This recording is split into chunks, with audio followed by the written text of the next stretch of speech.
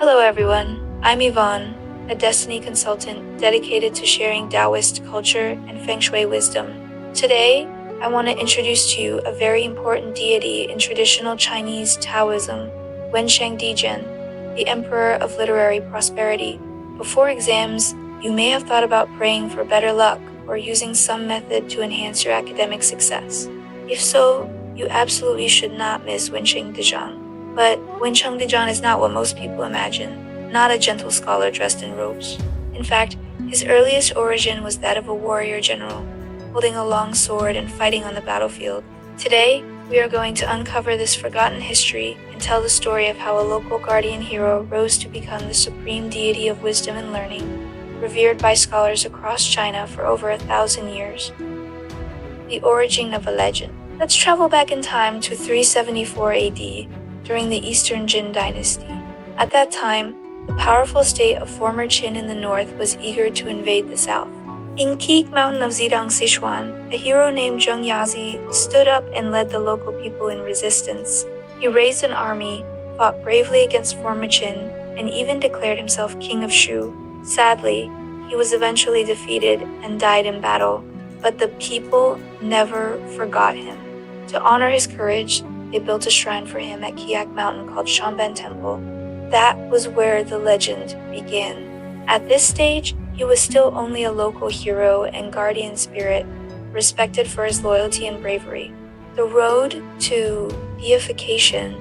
According to legend, in 366 AD, Zheng Yazi appeared in a dream to Yao Cheng, the founding emperor of later Qin, and foretold that he would one day become ruler. The prophecy came true. Out of gratitude, Yao Cheng built a temple called Zhang Prime Minister Temple in his honor. From this point, Zheng Yazi transformed from a remembered hero into a deified spirit. During the Tang Dynasty, his influence continued to rise. Emperor Xuanzong, while taking refuge in Shu during the Anlishan Rebellion, conferred upon him the title of Left Prime Minister. Later, Emperor Zizong also worshipped him and personally offered him a ceremonial sword. Supported by multiple emperors, his worship gradually spread across China, why he became the god of academics. His true transformation happened during the Song dynasty. This was when the imperial examination system became the main method for selecting scholars and government officials. Scholars across China needed spiritual support, someone who could bless them with success in their exams. And Zheng Yazi, already famous for answered prayers and accurate prophecies, naturally became the patron deity of scholars. The turning point, from hero to heavenly emperor. The most important moment came in 1316 AD, under Emperor Renzong of the Yuan dynasty. Zheng Yazi received the official divine title, Fuju and Kaihua, Wenchang Silu, Honggren, Dezhang, Emperor of Wenchang, the merciful one who guides culture and oversees fortunes. This title revealed everything. Wen Chang refers to a group of 6 stars near the Big Dipper believed to control literary luck and destiny. This decree officially declared that Zheng Yazi was the incarnation of the Wen Chang star. From then on, astral worship and heroic spirit worship merged into one, giving birth to Wen Chang Di Jun, the deity we know today. The image of Wen Chang Di Jun. After being recognized as a heavenly deity, his image changed from a warrior general to a wise celestial scholar. He is often depicted accompanied by 2 boy attendants named Tianlong Heavenly Deaf and Di, Earthly Mute. Why deaf and mute? Because the rankings of the imperial exams were a heavenly secret. They could not be spoken or leaked. This symbolized absolute fairness and divine justice. A deity of wisdom and virtue. Wen Chang Di Jun governs not just exam success, he also rules over morality and personal virtue.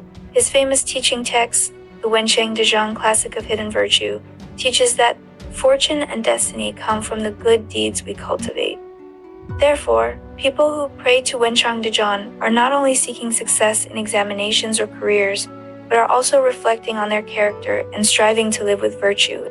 1,000-year cultural influence.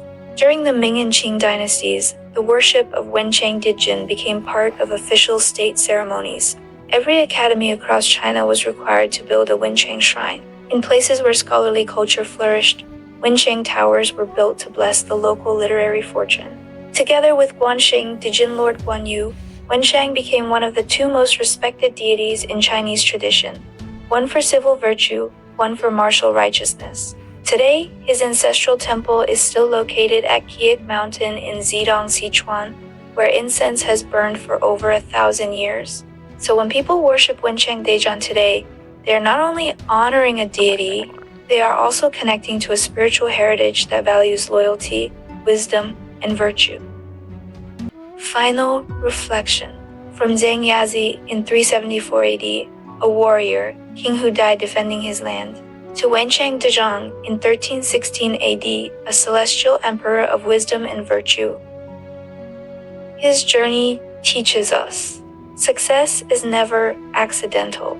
Behind it lies loyalty, perseverance, and above all, a kind heart. Do your best. Follow the way of heaven. Do good deeds, and never worry about the future. If you enjoyed this story, remember to like, save, and share. Which traditional deity would you like to learn about next? Let me know in the comments. See you in the next episode. If you'd like